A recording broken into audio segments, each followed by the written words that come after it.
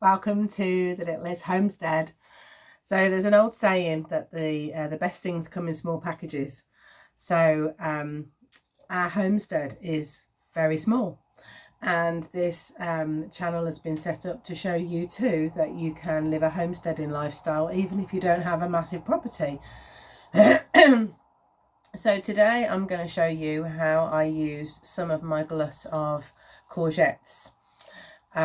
We had so many, I was dehydrating and wondering about canning, and I've made chutney and I've frozen them and we've eaten them, and I found a really great recipe for an Amish hot dog relish, which I tweaked because I didn't quite have all of the ingredients that were stated to hand, and I actually substituted some things, and I'm going to show you today how I made that. First of all though, the downside to having a very small kitchen is that I don't have much space, so I'm going to tidy up. While I do that, I'll leave you to go make a brew.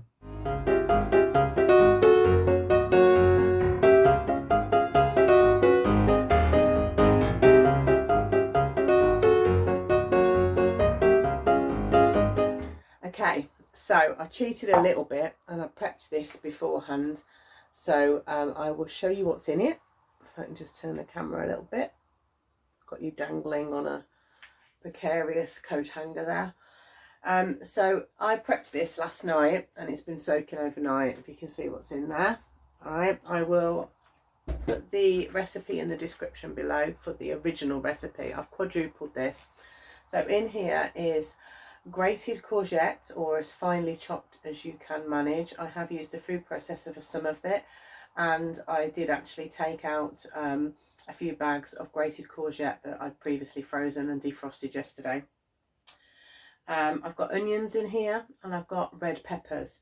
Now the original recipe called for green pepper as well as red pepper, but I didn't have one at the time, so I substituted with green tomatoes because I had plenty of those, and I thought, well, we'll try it. You only learn these things by trying, and it was really nice, so I am using green tomatoes again. So as I said, I've quadrupled the recipe, so this is an absolutely huge big bowl of it. You don't have to have that much. I've soaked it overnight, covered with my trusty shower cap, with some sea salt in it, so tablespoons of sea salt. The original recipe again called for just 4 tablespoons. Obviously I've quadrupled that. I now need to rinse this really well.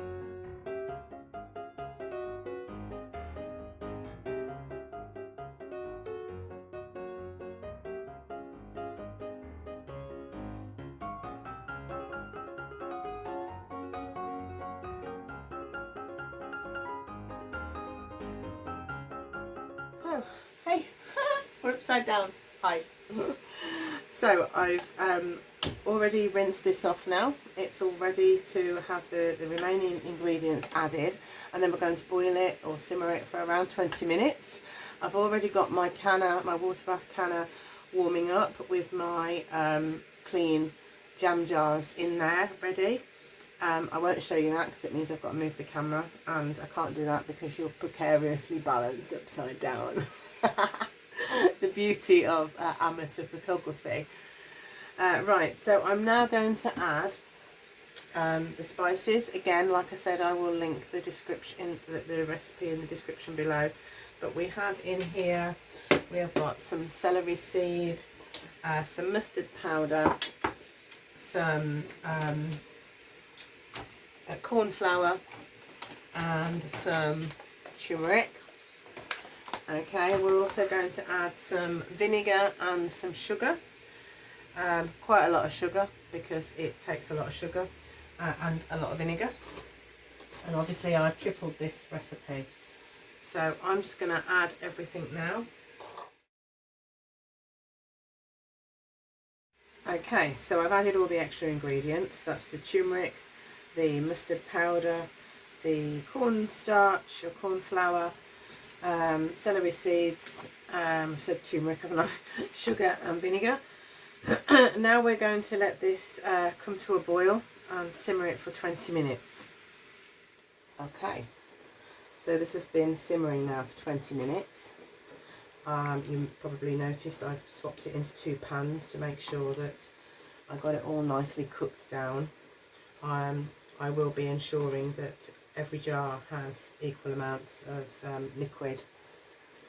I've got my water bath canner heating up nicely with my jars in. I'll try and show you that without losing the camera. There you go.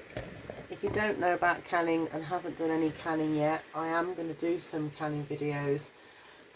However, what I will say is the Amish water bath can everything.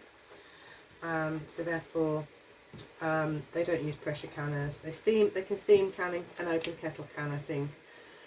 Definitely open kettle can, and I think the steam can as well. But they don't pressure can. They don't follow the rules where it comes to.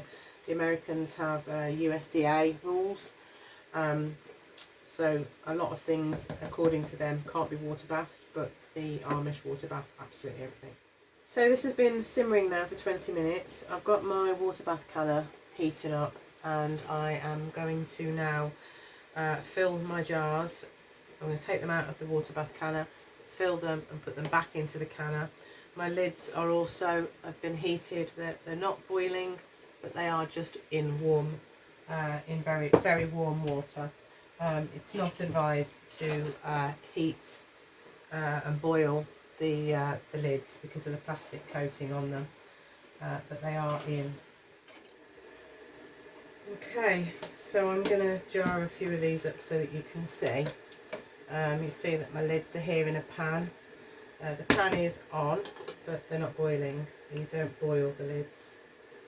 So, some of the necessities that you need, very, very crucial, I would say, in canning is a decent funnel. This one, I've got 3, but this is the best one I've got, and it's actually a Kilner one, but I'm not advertising them. There's plenty of other makes out there, but this one just has a nice wide hole. It fits a regular mouth jar. But the other one I've got, this one is a plastic one, which is it is good, but it doesn't quite fit the jars. It's about the same. It's about, see, it won't sit in the jar. It sits on the jar, which isn't useful. So it's good for a wide mouth. I've also got this one, which I've had for many, many years, but the hole is so small. It's great if you're using it for jams and jellies, but not for bigger things. So we've got very hot jars here, and I'm just ladling the relish in.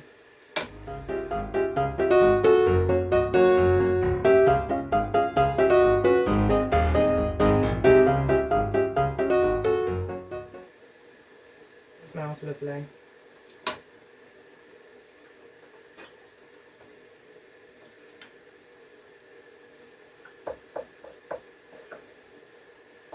So we debubble them to make sure that there's no air pockets, which also means that the level will go down. So even though it looked like you've overfilled it, although I actually have overfilled that one a little bit.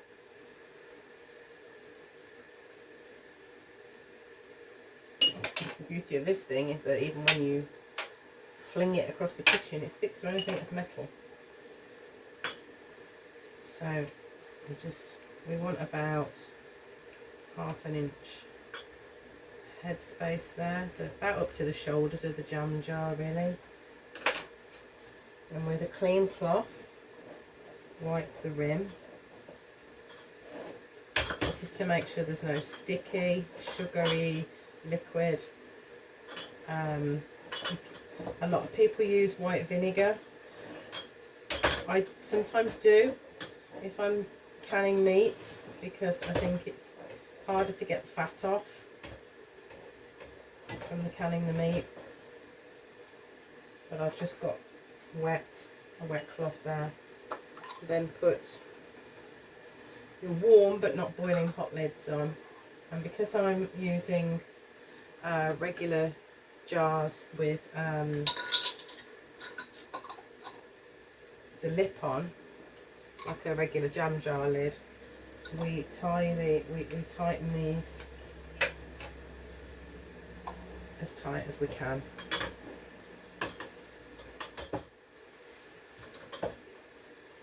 And then into the canner, which I know you can't quite see in there, but I will show you at the end.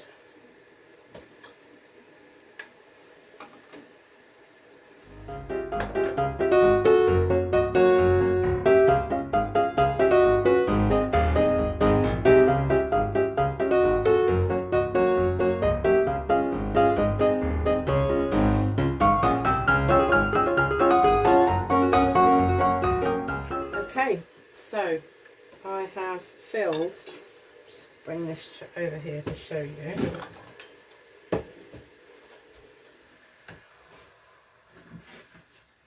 I filled the canner, oh, can't see it there, filled the canner there, look. Okay, and I've got 2, 4, 6, 8, 10, 13 jars in there. It's very heavy. Okay, now I'm going to put the lid on just to bring it up to the boil. I am not pressure canning, I'm water canning, but I'm using my pressure canner. So I'm just putting the lid on there just to bring it up to a rolling boil, and then I will time it for 20 minutes. I've got more to can up here, which is, it's really not going to be hard to keep this warm. And then once that's come out, I will put the next lot in. So as you can see, we've got a bubbling rolling boil here. That's what you're wanting for 20 minutes.